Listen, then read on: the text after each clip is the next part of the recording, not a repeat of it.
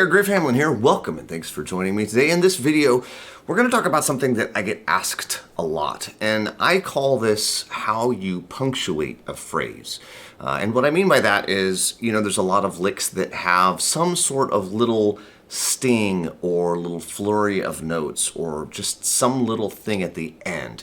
And there are very few guitar players that do this better than Albert King. So I'm actually going to, all of the ideas that I'm going to show you today, I stole directly from Albert King. I'm not even trying to hide it, but this is like his thing. It's just a really integral part of his sound. And a lot of people ask me about this. So if you have asked me about it, Albert King is who you want to check out. So what I'm going to do is I'm going to show you 4 different examples today, licks that have this sort of what I call punctuation on the end. Once you kind of get the hang of it, you'll realize it's actually a lot more common than you realize, and it's something that you can add in very easily. So let me show you the first lick. 1, 2, 3. 1. Okay, so hopefully you can probably tell this is from Crosscut Saw. So it kind of has that groove. It all takes place in box 1. Now, you probably know Albert King played upside down and backwards. It's all right.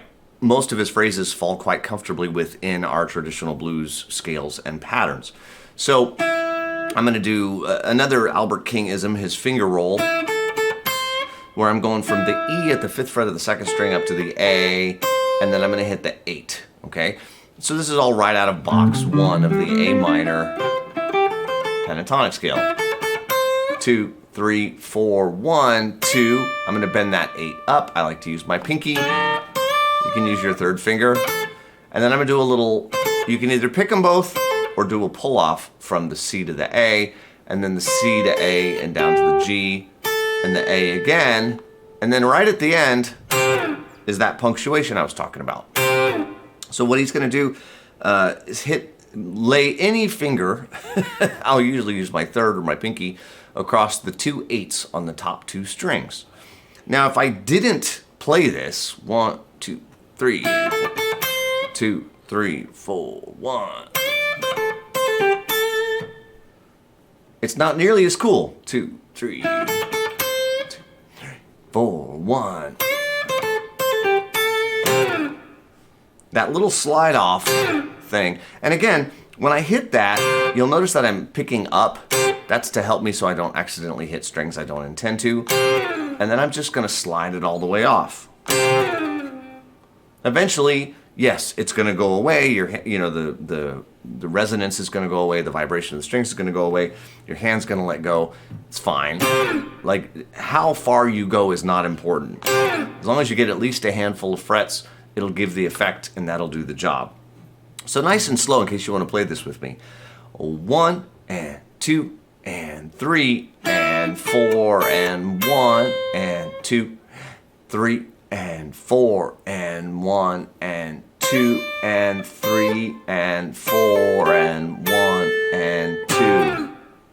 Okay, now the little sting happens on the beat 2. Could be the and of 1, 1 and, right? Could be the and of 2. Somewhere in there, somewhere along the line, you're going to want to, like I say, punctuate that statement. And so that kind of adds like a cool little exclamation point to the end. It's just a nice way to end that phrase, adds a little bit of interest. Now, that particular idea could be done with a pair of notes, could be done even sometimes with one note or a different pair of notes, something close by. These next couple of examples that I want to show you actually use the pentatonic scale itself, one of the boxes. So let me show you this one. 1, 2, 3, and 4. 1. Okay, so you probably heard that at the end. And so I'm quite literally using box 2 of the A minor pentatonic scale. So there's box 1, there's box 2. I'm not going to go through all of the boxes and all that kind of stuff. I've done that in other videos. I'm sure you probably know how that goes. But I just hit the G to A, and I'm just going to go up to the C, and then I'm going to pull off the A to the G and down to the E as fast as I can.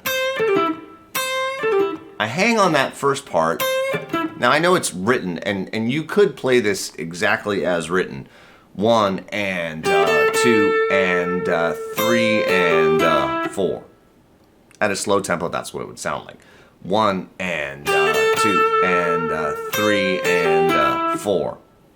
Right? If I do the whole thing, 1 and 2 and 3 and 4 and 1 and 2 and 3 and 4 and 1 and 2 and 3 and all in time like that, it doesn't sound nearly as cool. Right? And this is, you could probably tell this is a slow blues. So I could put a little, you know, like a little slow blues thing in my looper. So 1 and 2 and 3 and 4. 4, 1. Right? That doesn't sound cool at all because I didn't rush that last little bit. Watch what happens if I rush it. 3, 4, 1, 2, 3, 4. 4, 1. Again, I hang on that first note just a little bit, and then I just do the rest of it just as fast as I can. There's really no counting at that point. You just kind of blaze through those last 3 notes fast as you can hit them, and then you want to leave some space after that, right? Because you're probably going to lose your place. You got to hear the band come back in. You got to get your bearings again before you start your next phrase. But it's a good opportunity to leave a little bit of space. Okay, now we can do the same thing using box 1 like this. 1.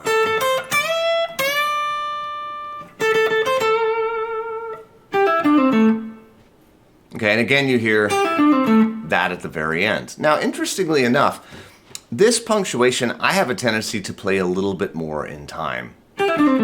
And when I hear Albert King play it, he tends to play it a little bit more in time as well. And it's a little bit longer, but you can see I'm just going down the notes that finger comfortably in the, box 1 of the minor blues scale. So just that little pull-off section at the end, the G pulls off to E, the D pulls off to C, and then I get down to the A.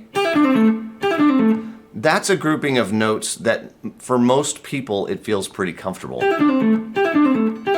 Right? It's something that you can isolate, you can work, you can get that happening. This lick actually starts in box 2, or I call it the 4-note solo pattern. A, C, we bend the D up. Now, the C that you need to bend up, I do it with my first finger. You could move over and grab your middle finger if you preferred. And then again, another kind of Albert Kingism is that doubling of the A. And then we have the little fall off. So again, if I have my little thing, 2, 3, 4, 1.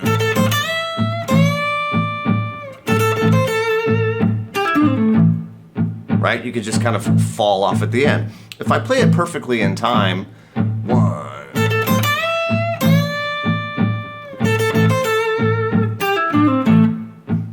Not horrible, but I like it better if you kind of speed it up. 3, 4, 1.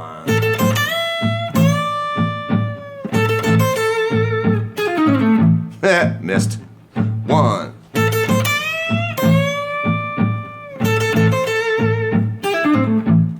I just think that sounds a little bit cooler like that. And it seems to, kind of, again, give that punctuating effect better. Just push the tempo a little bit. You don't have to always do it that way. You can play it in time.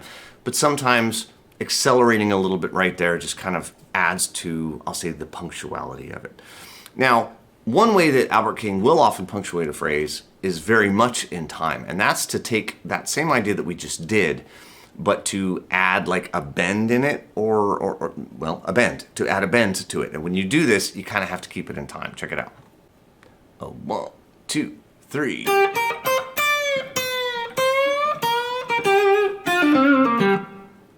right? So you've got all these kind of cool bends. Now this one's in G minor.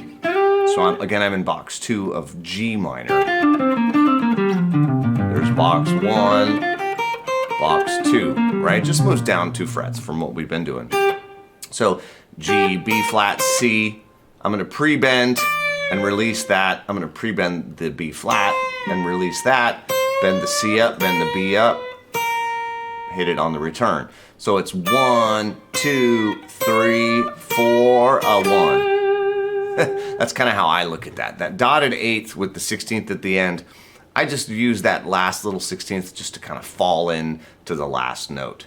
So we have 1 and 2 and 3 and 4 and 1 and 2 and 3 and 4, 1, 2, okay, and then on beat 2,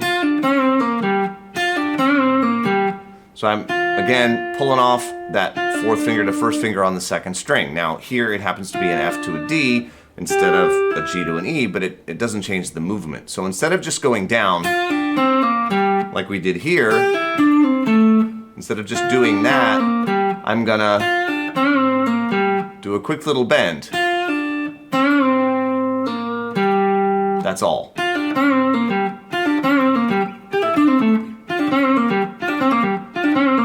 So you should be comfortable doing both of those.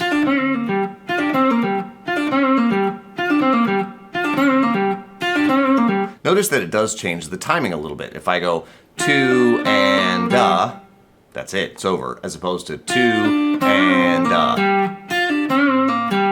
Okay, so for something like this, you know, I could put, again, just like a little G minor chord, 2, 3, 4. 2. 1, 2, 3.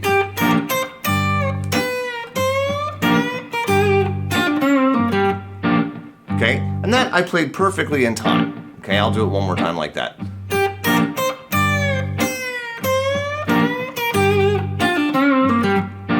Okay, now I'm going to speed up the end a little bit. 1, 2, 3.